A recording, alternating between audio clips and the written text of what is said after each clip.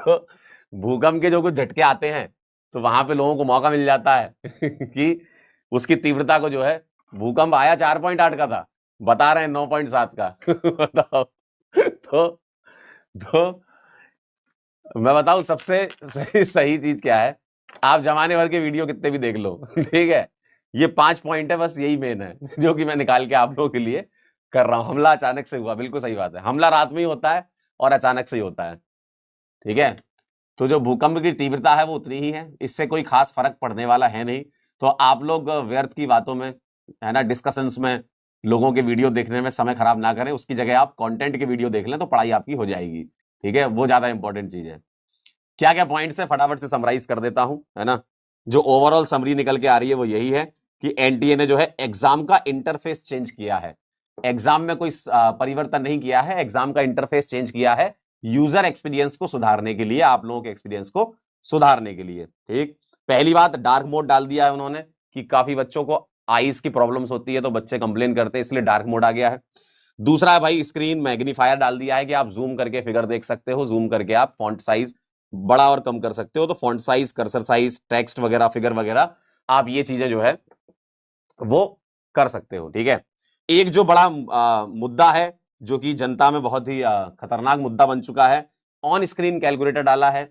इससे क्या होगा, इससे लोग सोचते हैं कि कट ऑफ ज्यादा जाएगा। बेटा, जो चीजें जनरलाइज होती है, जनता के लिए होती है, तो जनता के लिए चीजें चलती है रिलेटिव, है ना। जो चीजें जनता के लिए होती है रिलेटिव, ऐसा थोड़ी है कि जिसकी तैयारी अच्छी होगी उसको हम कैलकुलेटर देंगे, जिसकी तैयारी अच्छी नहीं होगी उसको हम कैलकुलेटर नहीं देंगे। तो ये ऑन स्क्रीन कैलकुलेटर जो आया है ये जनता के लिए आया, और जनता के लिए जो जनरलाइज चीजें होती है वो रिलेटिव होती है ना।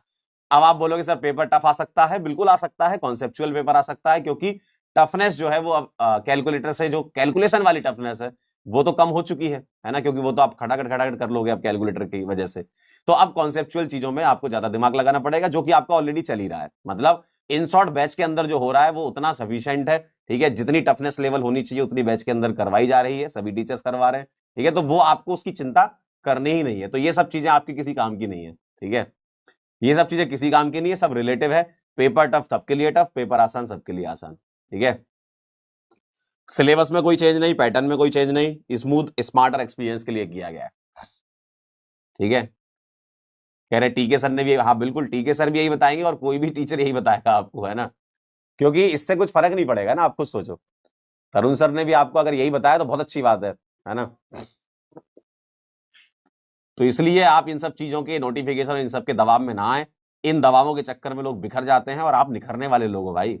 पढ़ाई करो, है ना, कंटेंट पर फोकस करो, उसी को पढ़ो, उसी से ही फायदा होगा, ठीक।